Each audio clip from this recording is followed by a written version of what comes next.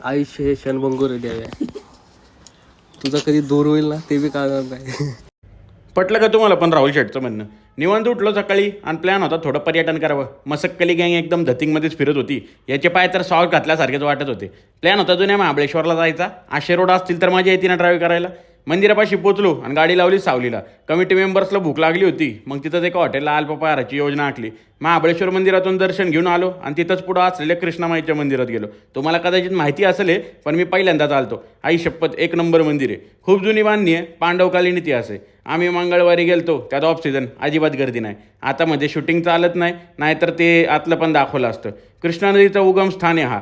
समोरच असं एकदम भारी सीन होता. आत्ताच असं आहे तर विचार करा पावसाळ्यात कसलं भारी दिसत असेल. या क्षणभंगूर आयुष्यात काही क्षण साठवून निघालो रिटर्न.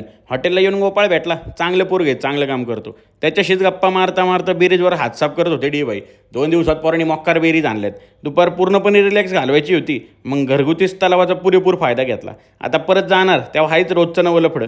गणेश शेटला स्पेशल थँक्स, आम्हाला वेळ दिला आणि प्रॉपर नियोजन करून दिलं. चला भेटूयात पुन्हा, तोवर फॉलो करायला विसरू नका.